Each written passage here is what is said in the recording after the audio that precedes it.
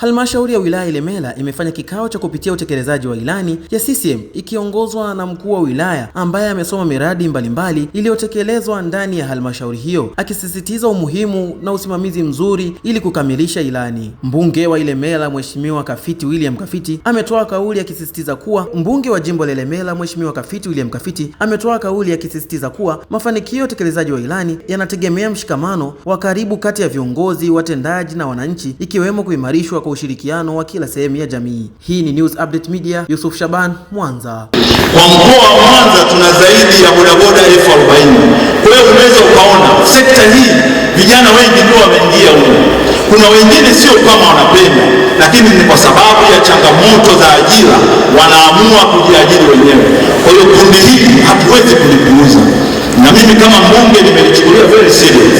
Na nilisema nitaanza nalo, tutaandaa miundombinu mizuri ya kulirasimisha. Ndugu zangu, naomba niwaambie, kwa sababu vijana wengi wako hapo, hawezi kuendesha hii bodaboda maisha yote.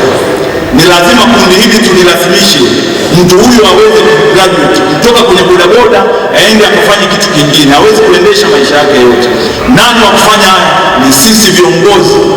Tunatakiwa tuandae miundombinu ya hawa kutoka sehemu moja kwenda sehemu nyingine. Ndio jukumu letu sisi viongozi. Jukumu letu ni kutengeneza fursa, ni kutengeneza milango, vijana wetu, wakina mama wetu waweze kujiajiri. Lakini katika eneo hilo hilo, mtakumbuka tarehe 20 tulisaini mkataba. Tulisaini mkataba pamoja kwa maana ya Kafiti Foundation pamoja na benki ya CRDB na kampuni ya Energy kwa kushirikiana na mwekezaji kutoka China. Tunategemea Mheshimiwa Mwenyekiti, mkataba tumesaini uwe na usambazaji wa pikipiki zaidi ya 12,000. Katika hizo pikipiki 12,000 tumesema tutaanza na pikipiki 5,000. Na kwa sababu tuko kwenye era ya fighting against carbon, manake pikipiki zitakuwa zinatumia umeme.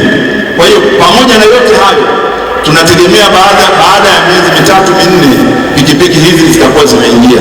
Na mimi niwahakikishie vijana wengi watakwenda kuongeza kipato chao. Na mimi kama ofisi ya mbunge kupitia pikipiki hizo, kwa sababu tutakuwa tuna charging point zaidi ya 300, zaidi ya vijana 300 watapata ajira hapa Ilemela. Kwa hiyo niombe niwahakikishie kwamba kazi yangu ni kuangalia tunatafuta fursa za watu kujiajiri na kujiongezea kipato. Inaanza sekta ya afya na tumepanga kwa namba ili kuwasaidia pia kikao hiki tuende vizuri. Ndugu Mwenyekiti, tumeanza sekta ya afya kata ya Buswelu. Ujenzi wa jengo la wagonjwa nje OPD, zahanati ya Nyerere. Sekta imetajwa ni afya, fedha ni milioni 2.2. Chanzo cha fedha mapato ya ndani, jengo lipo hatua ya bomba.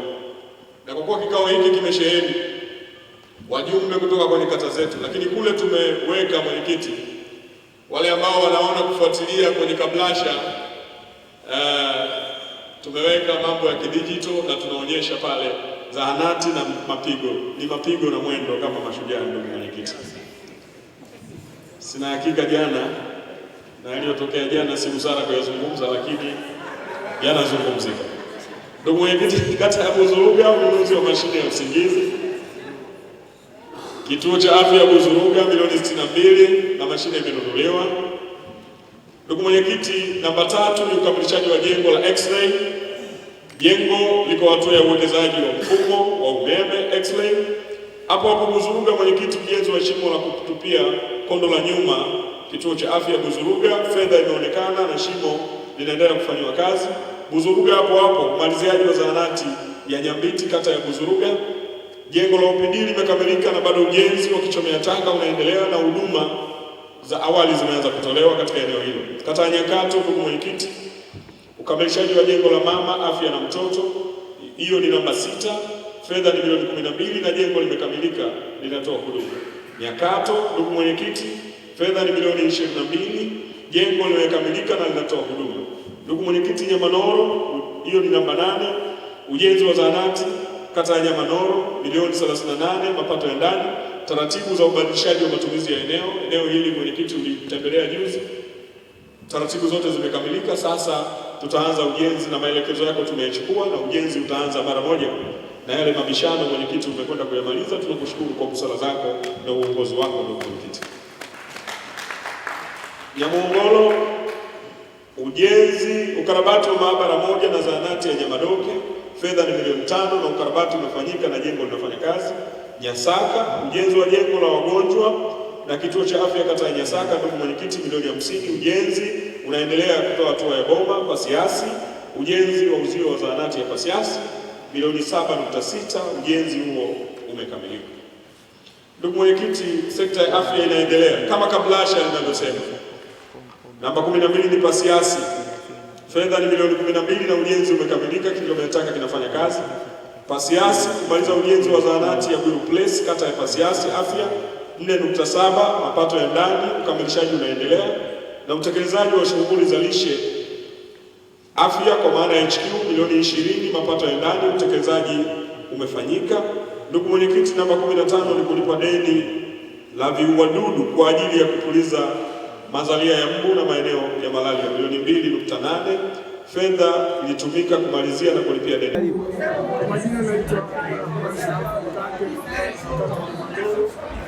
leo nimeeleza Mwenyezi Mungu, tulikuwa na kikao cha halmashauri kuu sisi kuangalia kuelekea utekelezaji wa ilani tumesema na kushukuru Mwenyezi Mungu katika kuelekea utekelezaji wa ilani hiyo. Kata yangu ya Manoro imekuwa ni sehemu ya wanufaika.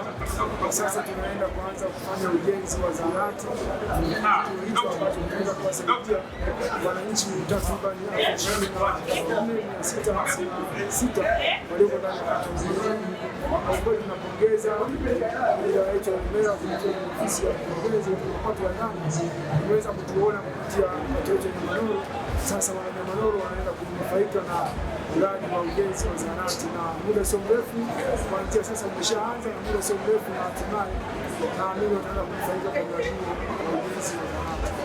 Kimsingi na kuongeza pia kamati yangu ya siasa ya wilaya ya Mbeya inaweza kutembelea mradi huo na kujionea ni sehemu ambayo ni sahihi kwa wananchi wa kata ya Manoro kwenda kunufaika na mradi huo. Nampongeza sana mwenyekiti wa Chama cha Mapinduzi wilaya yetu ya Mbeya, ndugu yetu Mjiku, akiongozwa na mateka nzima ya siasa. Kwa hiyo mimi niwaombe tu wananchi wa Manoro kumletea mradi wa kwao waweze kulinda na kuhakikisha sasa inaenda kutekelezwa vizuri. Lakini pia ni Manoro tunahitaji elimu ambayo tunakwenda kusomea kwa kituo cha polisi, kwa sababu mama amepotelea wapi afya pia wetu wa Manoro, lakini tunaenda kujenga kituo cha polisi kwa ajili ya usalama na amani. Na imani kwa kuendelea kulipa ushirikiano kama ndio wakati wa Manoro, basi yajayo yanafurahisha. Mungu anatusaidia. Kwenye Manoro asante sana. Kutoka huku twende tukaalike vikao vya kamati za siasa, halmashauri za kata, na nyie pia mkashushe maelekezo haya kule kwenye matawi. Niwapongeze sana kwa kusimamia vizuri uchaguzi wetu wa Oktoba.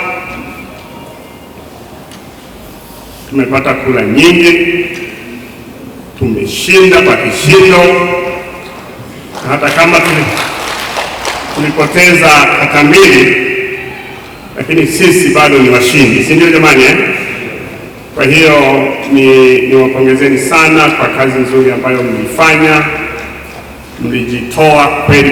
Mimi pia nilikuwa mstari wa mbele kuhakikisha tunapata ushindi, kwa wako wengine ambao walituvuruga kule chini, lakini niombe sasa tunaanza safari mpya ya kukijenga chama, kukileta chama kwa wananchi, ili wananchi waendelee kujenga imani kubwa na chama chetu cha Mapinduzi. Ndugu zangu, leo tunapokea utekelezaji wa ilani